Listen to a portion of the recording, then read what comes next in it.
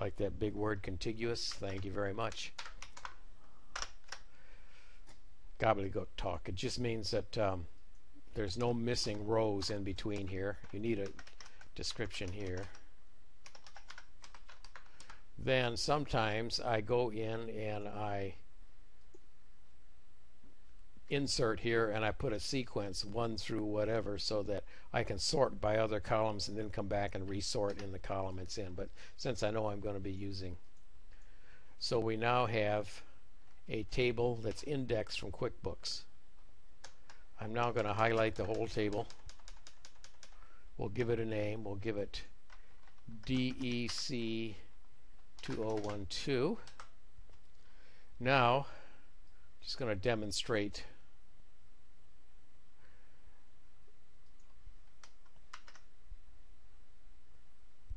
I'm going to create a new workbook. Control V. Whoops. Control C. Control V. Now I'm going to show you how we're going to fill in. You see we've got formulas here and it's a little difficult to know what's formulas and what isn't, so I have a macro up here that does it automatically. And I'm just doing it, I'm just looking for numbers that are fixed. So these are the ones that have to be filled in. These are the totals. So if I had a forecast and budget, let's just do a V lookup. Since this is a header, it shouldn't find anything. Equal V lookup, comma, and we're going to do that, whatever that was. What was it? It was, I hate that Excel changed to, used to be able to have a drop down DEC 2012. So it's equal V lookup, comma DEC 2012, comma, we're going to pick up that, comma, false. We have now picked that up and we've got to get this, we're going to stick this to pick up that column all the time. It's always going to look at column 1 for this. So if we go here,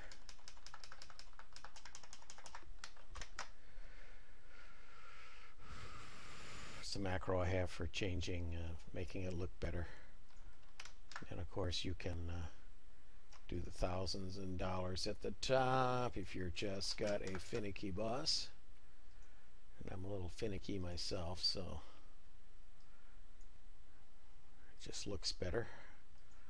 Got a macro for doing that. But if you're working on a forecast, of course, you would probably have your actuals the first part of the year, and you would have your forecast going out, which might be items being picked up from the budget worksheet, which should look identical. And then you can hide this column. So I use this all the time. What can I say? I think if you can learn to use it that way, then you can use it that way too. You can turn this hint thing off incidentally so it isn't popping over into your spreadsheets all the time. Now I've taken this table, added a sequence number which starts with 1, of course. And what I'm going to do is just do a pivot table off of this report, but I wanted to show you how I go about. You got to make sure you have like the big word I used before, contiguous table, which means that no matter where you plunk on this thing and select to pick the whole thing, you're going to do it. I also have a macro I set up to do the same thing you do with that button up there. What I'm going to do is get rid of anything that has the word total in it, but let's do another highlight of this thing so we can see what we're working on here.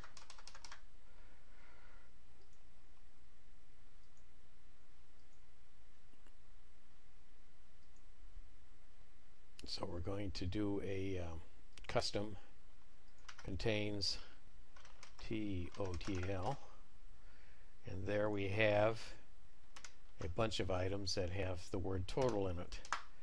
I'm going to highlight those cells, and then I have a macro which selects just the cells I'm looking at, and we'll just give it a blank. We'll go to Edit, Replace Blanks with X.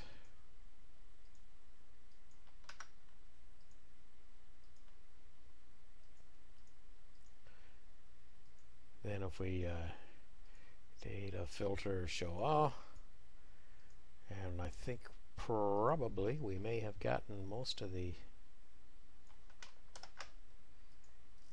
yeah, I think, oh, there's a few down there. Gross profit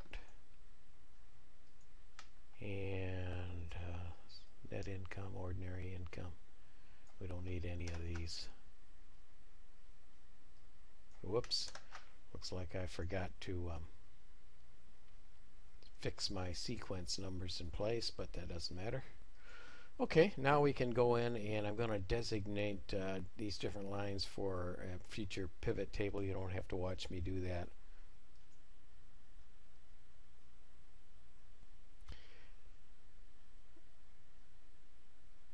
Continuing on here, I've put a sequence in. Since it's the same as the account number, we're in good shape there. Now the income accounts, if we're going to do a pivot table and look at it as income and expense, we have to convert the income to a credit from financial to, so I'm going to go in here. Since this is a summary column here, I only need to change these items in here, and I have a ASAP utilities under numbers. Allows us to convert negative to positive and vice versa. So we have now done that. I got a little quickie here to. Then we have one income item down at the bottom,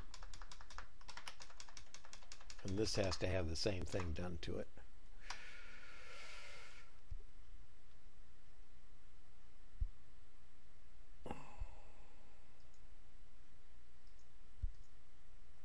Now ASAP Utilities allows you to create your favorites, so I have those in there too. But excellent utility, asaputilities.com. So now what we have here is the all the credits are in accounting convention. Whoops, I see that I accidentally got that cost of goods. Let's reverse that. Okay, now let's do a pivot table on this thing.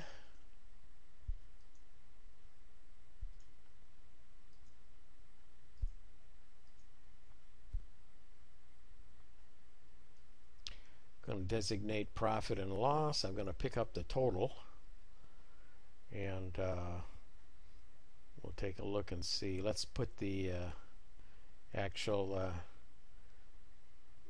index in there too, which is the account number, just so we can look at it. And of course we want the total. It's giving us count because I have some blanks in there. Okay.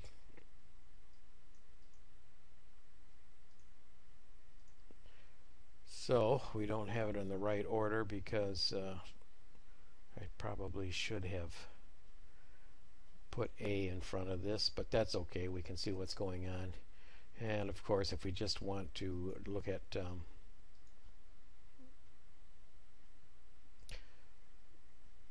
let's say we want to look at the income only, or particular income items, we can do that.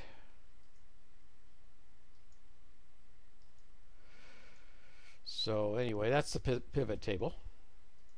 So I think I've shown you some nifty things we can get done in QuickBooks. Thank you very much for watching this.